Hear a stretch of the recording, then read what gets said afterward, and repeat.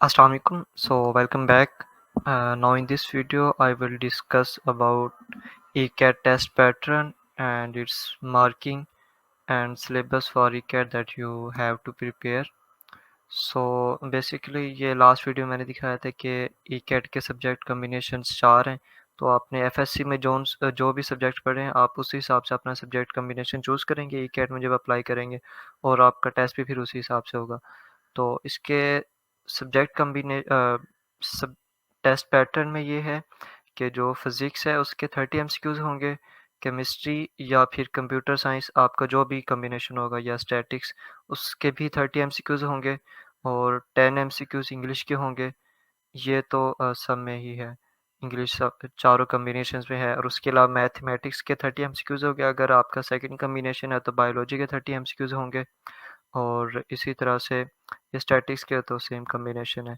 तो आप आपके कॉम्बिनेशन के हिसाब से एमसीक्यूज़ होंगे, लेकिन ये पैटर्न सेम ही रहेगा कि फिज़िक्स के 30, केमिस्ट्री या कंप्यूटर साइंस या स्टैटिक्स के 30 एमसीक्यूज़, इंग्लिश का सेम ही होगा सब में।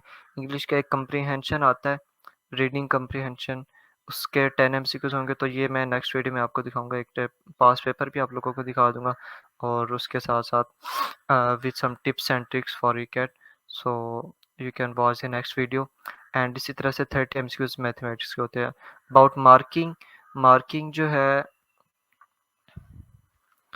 एक एमसीक्यूज़ के जो है 4 मार्क्स होते हैं और टोटल एमसीक्यूज़ 100 होते हैं, लाइक 30, 30 एंड 10, 100 एमसीक्यूज़ होते हैं टोटल। और सो टोटल मार्क्स जो है ECAT के वो 400 होते हैं। और उसके अलावा नेगेटिव मार्किंग भी होती है। नेगेटिव मार्किंग मीन्स कि अगर आपने कोई क्वेश्चन अटेम्प्ट किया है और वो इनकरेक्ट है, रॉन्ग अटेम्प्ट किया आपने, तो उसमें जो है आपका एक नेगेटिव 1 मार्क्स जो है डिडक्ट हो जाएगा आपके मार्क्स में से। और इसी तरह से अगर आपने कोई अटेम्प्ट ही नहीं किया बिल्कुल ही, तो फिर कोई नेगेटिव मार्किंग नहीं होगी।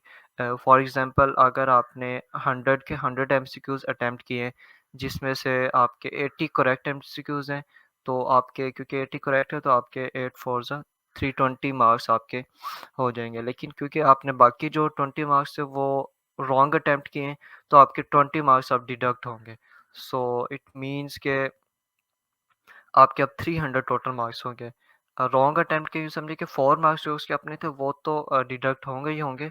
और जो 80 मार्क्स आपके रह गए थे, 320 से ऊपर जो 80 थे, वो तो आपको नहीं मिले, लेकिन 20 मार्क्स आपके एडिशनल डिडक्ट हो जाएँगे बिकॉज़ कि आपने रॉन्ग अटेम्प्ट किया। अब ये नेगेटिव मार्किंग, नेगेटिव 1 मार्किंग है, किसी-किसी टेस्ट में जो है वो 0.5 भी होता है। यूटी में ECAT में तो नेगेटिव 1 ही होती है, बाकी कुछ और टेस्ट जो होते हैं उसमें नेगेटिव मार्किंग होती है। नेगेटिव मार्किंग का ये रूल होता है। उसके अलावा जो है ECAT का सिलेबस, यू कैन सी कि टेस्ट जो है वो इंटरमीडिएट लेवल का होगा, लाइक अभी मार्च में भी हुआ था, मार्च 2023 में। तो आप लोगों के अभी पेपर नहीं हुए थे सेकंड ईयर के, तो लेकिन आप और काफ़ी तो स्टूडेंट्स ये कह रहे थे कि हमने सिलेबस अभी कंप्लीट पढ़ा ही नहीं है, लेकिन आपका जो टेस्ट आएगा वो फर्स्ट ईयर सेकंड ईयर दोनों से ही आएगा। और जो डीएई कर रहे हैं जिनका वो डिप्लोमा है, उनका भी इसी तरह से कंप्लीट से आता होता है ECAT। सो इसमें कोई ऐसे नहीं है कि आपका सिर्फ क्योंकि पहले हो रहा है तो आपका सिर्फ फर्स्ट ईयर से आएगा, फर्स्ट ईयर सेकंड ईयर दोनों से आता है। और बल्कि डिफ़िकल्टी लेवल जो है ECAT का वो एफएससी से कहीं ज़्यादा होता है।